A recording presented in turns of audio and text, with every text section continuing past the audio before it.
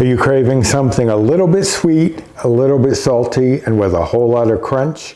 I have the perfect solution for you here. This is my light and easy caramel popcorn.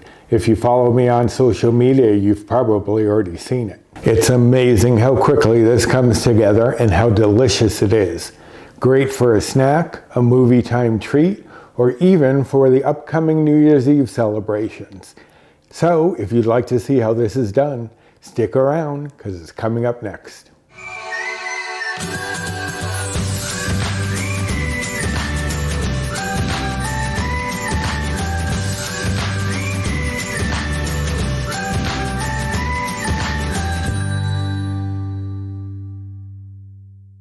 Hello and welcome to my kitchen. My name's Roy. I am a home cook and amateur baker, and I'm here on this channel sharing recipes that have helped me to lose over 125 pounds, whether those recipes are mine or someone else's. Now today is one of mine. I was looking for a way to make some caramel popcorn, and I found different recipes that I tried to adapt, and they were okay.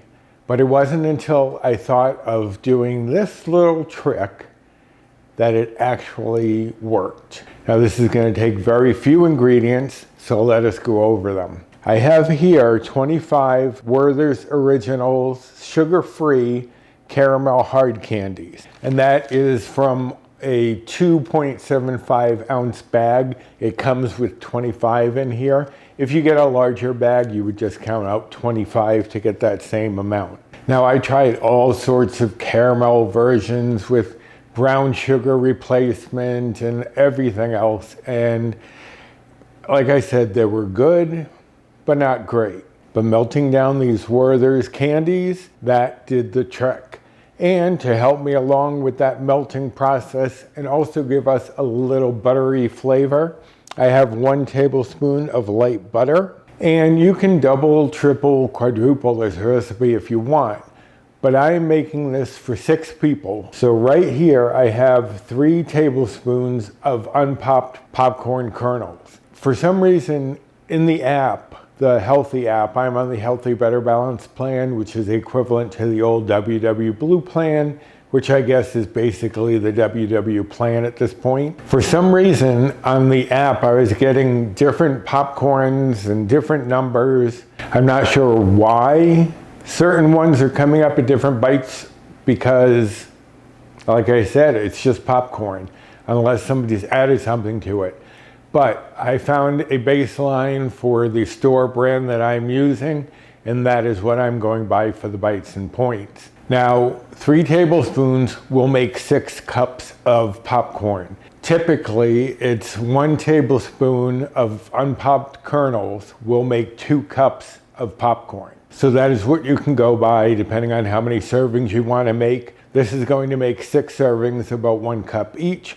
And then the last little thing, I have here 1/4 teaspoon of table salt. Now, I'm trying to keep the salt down in this because we're trying to watch our salt intake. If you don't need to worry about it and you wanted to make this more of a salted caramel, then you could go up to a teaspoon of salt here and just get a more salted caramel flavor. And I also have here some cooking spray just because I'm going to spray my bowl, because when we are mixing the popcorn and the caramel, you don't want most of the caramel sticking to the bowl. So I'm going to spray the bowl just to make sure most of that caramel does get on the popcorn. All right, so I do have a small saucepan here to melt. I have here, I'm going to microwave my popcorn. You can air pop it or you can microwave it. And I have my little foldable silicone popper here. I believe this is on my Amazon storefront if you wanted to find it. I'll make sure it is by the time this comes out. And I have a baking sheet with parchment, and I have 2 extra pieces of parchment, but I'll go over that reason why I have that later. But let me shuffle a few things around and we will get started. All right, so the first thing we want to do is to pop our popcorn. There are other ways of microwaving besides using one of these little silicone microwave poppers. You could place it in a paper bag and fold it twice tightly to make sure it's not going to pop open.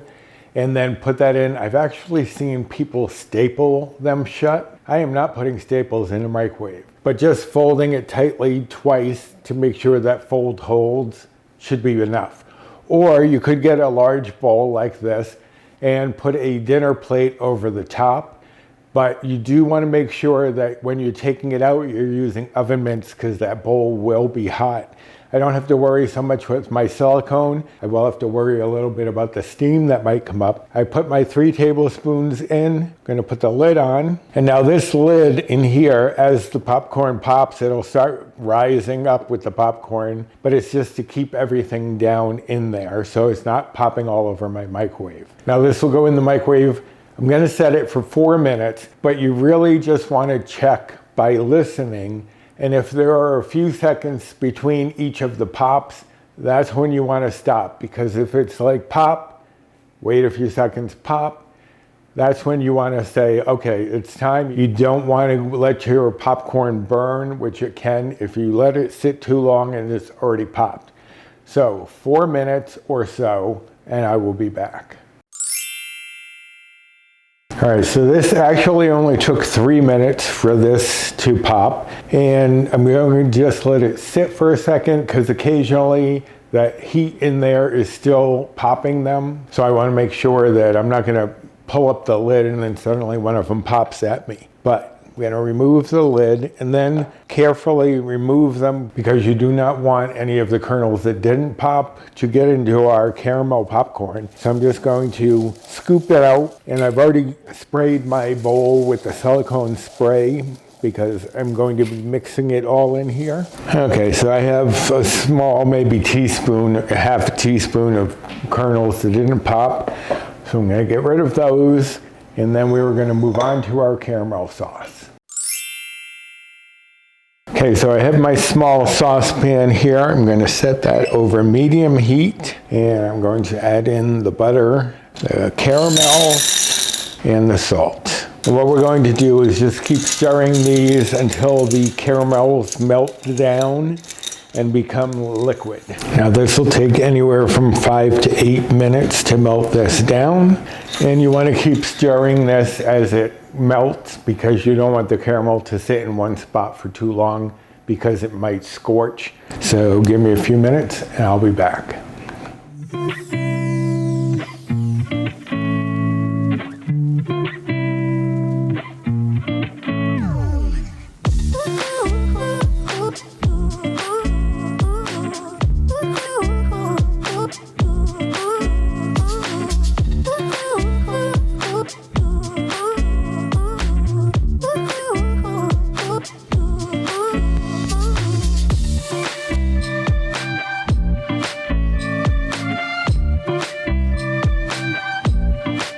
All right, so what you want to be looking for is that all of the candies have melted and that there are no chunks of candy left. They've all melted down into one liquid mass. So now I'm going to turn off the heat, and we're going to pour this immediately over our popcorn.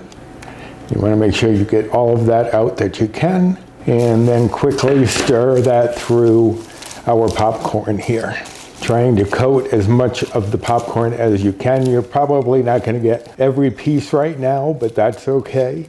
We are going to be putting this into the oven. Okay, so it's pretty well coated. It's not perfectly coated. There are still some blank pieces of popcorn, but that's fine. What we're going to do now, we are not done, because if we left it as it is now, the popcorn would just absorb the moisture from the caramel and get kind of soft. Not that crunchy caramel popcorn that you want. So what you're going to do is take our baking sheet, and we're going to spread it out onto our baking sheet. And luckily, I sprayed the bowl, so it's all coming out fairly well. And you want to spread this out into as even a layer as you can. It's not too hot now, so you can start spreading it out with your hands. And I have my oven preheated to 275 degrees. Because what we're going to do now is we're going to bake this for about 20 minutes. 20 minutes is a good average. If your oven runs a little hotter, it might be less. If it runs a little colder, it might be more.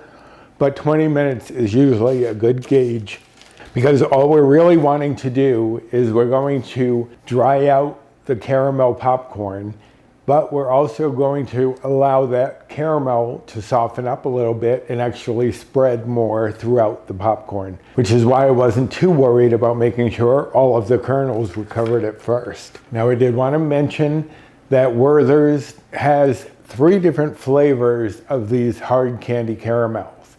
They have the regular caramel, they have a chocolate caramel, and they have a coffee caramel. Susan, if you're watching, and those would all be great in this. You don't have to do the plain caramel if you don't want to. I actually want to try the sugar-free Jolly Ranchers, as long as I could get all of one specific flavor. My favorites are the green apple and the watermelon, but I think I could do the same thing with them, just using water in place of the butter, although I probably could still use the butter. I don't know, I'm gonna have to experiment, but that's something I want to try. I think that would be interesting. Anyway, this is now going into a 275-degree oven for 20 minutes, as I said. At the 10-minute mark, you're going to take it out and stir it using your spatula. Be very careful because it will be hot. You just want to use that in between time to spread all that remelted caramel all over any of the pieces that did not get any caramel on them. But I'm going to put this in, 10 minutes, stir, 10 minutes more, and it'll be done. So I'll be back. Okay, so we're at the halfway point. Taking this out and very carefully trying to hold on to the parchment paper and stir this around a little bit so that the caramel will coat more evenly. And then this is going to go back in for 10 minutes once we get this stirred around. You can see that the caramel has remelted a lot on the parchment paper, which is why you definitely want to use parchment paper if you can. You could probably spray the baking sheet, but I think the parchment really helps, even though it does slide a bit when you try to stir it. And then you just want to spread it back out into a single layer. And then we're going to put this back in for 10 minutes and we're going to finish it up. I'll be right back. All right, so it's been its final 10 minutes and now I'm just going to stir it a little bit again, holding on to it carefully. And then what we're going to do, you can see I've laid out 2 parchment paper sheets on the counter, and I'm just going to spoon this directly onto the sheet and try to keep it an even layer so that they are separated as they dry. And just spread that out a bit, get that back. The reason that I'm putting this onto the counter is because the counter is nice and cold. It's going to help this to firm up more quickly. You don't want to let it sit on the hot sheet pan for too much longer because you want that caramel to set up and you don't want it to start to melt back onto the tray. So if you didn't have enough room to spread this out onto a counter, what you could do is either get a cool baking sheet and spread it out on there with a parchment paper, or you could put it back in the big bowl that we used earlier, or you'd have to keep stirring it so that it wouldn't settle into a big clump. You'd have to keep stirring it until it cooled, but it cools relatively quickly. And you can break up any larger pieces if you'd like. It's relatively cool enough now. But there you have it, my late and easy caramel popcorn. Now you can store this in an airtight container for a few days if it lasts that long. Great for a little snack when you're wanting something a little sweet and maybe a little salty if you go with the extra salt and make it salted caramel. But that's all there is to it. Easy as can be, and as I said, Werther's does have other flavors that you could play around with. And if anyone wants to try that Jolly Rancher idea of mine, let me know how it works. Now this makes 6 servings because, as I said, 3 tablespoons of popcorn kernels would make 6 cups of popped popcorn. But if you want to, you could weigh this out. Weigh it, especially in grams, is preferable because it's more precise. But weigh it out in grams and then divide it by 6 and you can portion it out that way. Sometimes with things like popcorn and nuts, I tend to prefer weighing them just because in a cup you're not sure if there are gaps or it's just easier to weigh it. But if you don't want to weigh it, portion it out by cups. Now, each serving of this caramel popcorn is only 2 Better Balanced Bites or Old Blue points, or present points, I guess. And if you were following calories, 1 serving would just be 71 calories. And if you're following macros, the fat would be 1.7 grams, the carbs would be 16.2 grams, the fiber would be 1.2 grams, and the protein would be 0.7 grams. And that's for 1/6 of this deliciousness here. Now you can hear it's nice and crisp because we toasted in the oven. If we hadn't, it would have been soft, the caramel would have stayed soft or clumped. And this just allowed it to spread out more evenly, to coat everything and not make our popcorn soft. But I hope you're going to give this a try. The recipe for this, of course, will be on my blog. I'll link directly to this recipe down below, as well as to the blog itself. Also down there is my Amazon storefront. If there was anything I used, like my popcorn popper, you're likely to find it there, as well as my Built Bar rewards, Fetch rewards, Skinny Service code, and my social media, both my Instagram and 2 Facebook groups, which is where I first showed my experimenting with the caramel popcorn, and a lot of people were interested in it. And if you wouldn't mind doing the usual, like, subscribe, comment, share, and hit the notification bell for the next time I upload any sort of video. So, now that this is cooled, I think it's time for a snack.